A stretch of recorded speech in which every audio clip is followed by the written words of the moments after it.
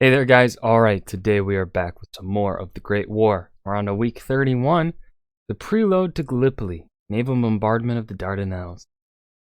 I always forget, Gallipoli happened this early? I thought it was like 1916, not 1915. Especially not early 1915, but apparently it is. Before we dive in, though, make sure you go and check out the links in the description box. Make sure to join the Discord. We'd love to have you. Now that that's out of the way, let's just dive right in. In just 7 months, this war has grown beyond anyone's expectations or even imaginations. From the Austro-Hungarian declaration of war on Serbia, there had now been fronts in France, Belgium, East Prussia, Poland, the Carpathian Mountains, Serbia, the Caucasus. There was fighting as far away as Africa, the Red Sea, the Persian Gulf, the Far East, and off the coast of South America, and it was still a stalemate. This week, the British and French tried to break that stalemate and opened yet another front in the Eastern Mediterranean.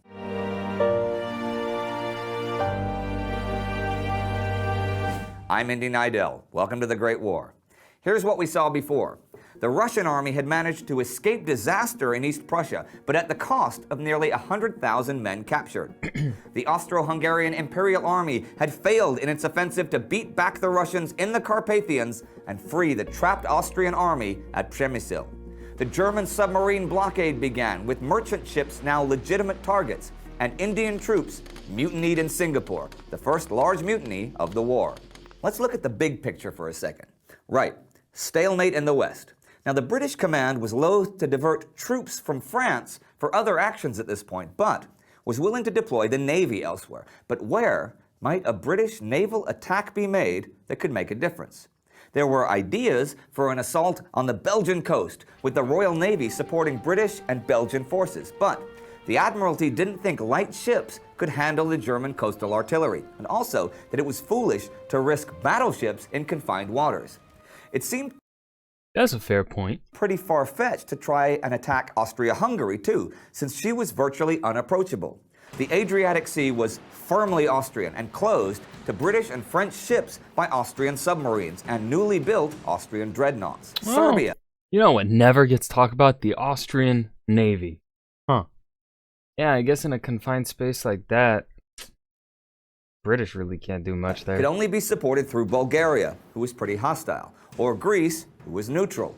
Getting Italy to join the war against Austria would be a big plus in general, but that still wouldn't either help Serbia or open the Adriatic, since the Italian naval bases were in the Mediterranean. Romania was friendly to the Allies, but wouldn't risk joining the war unless Russia had a big upper hand on the Eastern Front. It looked pretty clear that the only other place where Britain could use its naval strength to affect the European war was in Turkey. Now, I like that. That really very nice and succinct, but that explanation there gives plenty of logical understanding to why the British chose where they chose, because, you know, obviously, as we know, because of hindsight and just what happened, we know Gallipoli is a failure. But because of that explanation, we also have the context and understanding of they really didn't have they couldn't really pick many other places to go. The Ottoman Empire did have one front in the Caucasus against the Russians, but that was too far away and inaccessible to get involved in.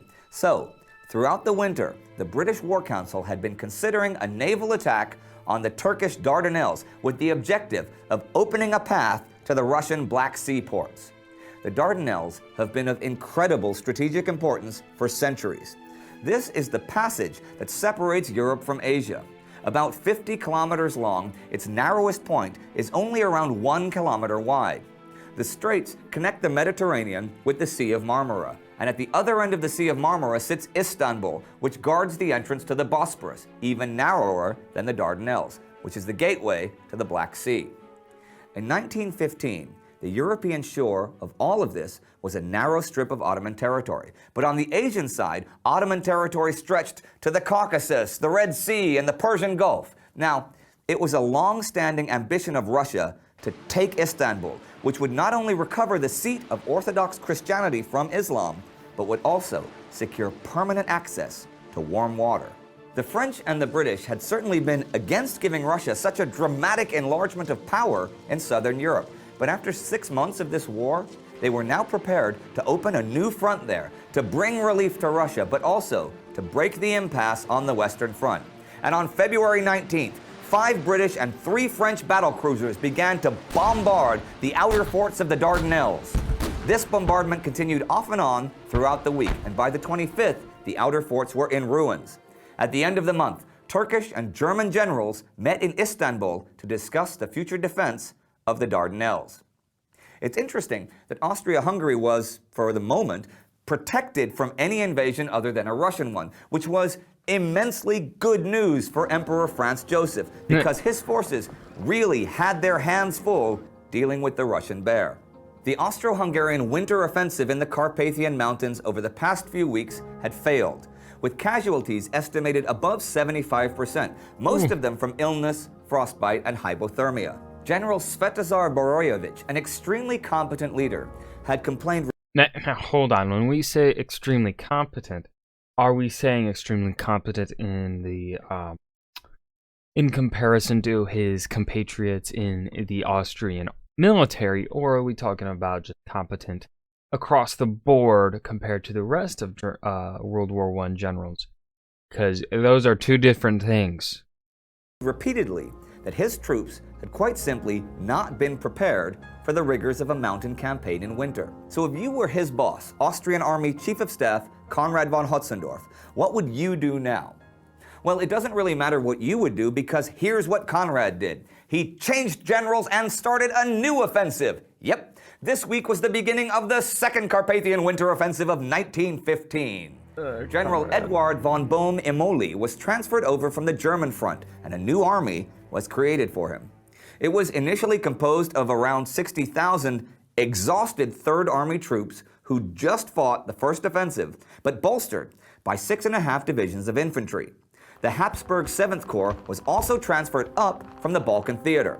Once again, they were going to all try to push the Russians out of the Dukla and Usok passes and take the rail centers of Lishko, Sanok, and Sambir. But there was a difference this time. Before, the front had been enormous in length, but now the main offensive was along a smaller front, less than 20 kilometers long, and it was going to be a heavy frontal assault, which Konrad thought necessary in large part because of the enormous political pressure to liberate Przemysl fortress and its garrison, over 100,000 strong, from the Russian siege, a garrison that was now desperately short of food. So, the attack was planned for February 25th, but the enormous supply chain, combined with deteriorating weather, destroyed most of the roadways leading to the front. Since there was a shortage of military labor crews, it was nearly impossible to keep the few roads that remained open. As an added bonus, disease was now spreading through the ranks, in addition to the usual frostbite. Nevertheless, the second offensive, though delayed a few days, went forward at the end of the month. But while that offensive was just getting started, further north we were seeing the aftermath of another offensive, a German one. See, the Russian counteroffensive had stopped the German progress a few days ago, but this week, heavy fighting continued throughout northern Poland. On the 24th, the Germans took Przasnysz with 10,000 prisoners, but the next day, in the same town, the Russians took nearly 3,000 German prisoners, and by the 26th, the Germans were pulling out. The Russians retook the town the next day, taking another 5,000 German prisoners. On the last day of the month, German General Paul von Hindenburg officially called off the German offensive. And if we turn our attention further west, we see the Germans playing defense as the French Champagne offensive, which was now over 2 months old, continued. This week on the Western Front there was also action in the sky, but you could see that the war in the air was still learning to walk. 2 Zeppelins wrecked off the Danish coast. A German plane dropped bombs on Essex with exactly 0 damage, but on the 22nd, a Zeppelin successfully bombed Calais. Also this week, Reims was bombarded heavily, the cathedral vault broken, and the week ended with a general upswing for the Allies as the British advanced near La Bassée and the French near Menil. There was also heavy bombing of the German rear in Champagne. And further notes from around the world. On the 21st, the Russians pushed the Turks back across the Ishkolan River in Armenia. The following day, in German Southwest Africa, Garub was occupied by Union forces. They also occupied Nonidas and Goanikas the day after that. And in the first week of the German blockade, 7 British merchant ships were sunk by submarines. So we find ourselves once again at the end of the week, with the British and the French about to open yet another front in the eastern Mediterranean. The Russians pushed out of East Prussia, but making a bold stand in northern Poland. The British and French winning minor gains in the west, and the Austrians launching another winter offensive against Russia in the Carpathian Mountains. If there was one army that had arguably performed worse than that of Austria-Hungary so far this war, it was the Ottoman Imperial Army.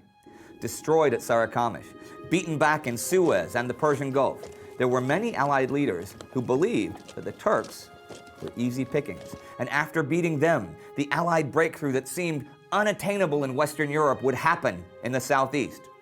But there were no easy pickings in this war. There was only high-tech, mechanized, anonymous death in the tens of thousands. And a new front would only add new names to the list of the fallen, names that would number in the millions. If you want to know more about how the Ottoman... And that was the prelude to Gallipoli. Naval bombardment of the Dardanelles, Great War Week 31. This was another one of those weeks where not much is happening. Well, I shouldn't say not much is happening, because obviously a bunch of stuff is happening, but in the sense of it's kind of the setting up of the pieces, where and then in the following weeks we're going to see stuff that has been set up essentially for this that have been set up this week are going to play a factor coming down the road, and that's when things will actually start really happening, or at least more interesting stuff. Because this was just like the Germans took something and then the Russians took it back. Not much. Then in other spots, just the continued offensives, same offensives from weeks past. Still good though. I hope you guys enjoyed. Remember to hit that like button and subscribe for more, and I will see you guys in the next video. Peace.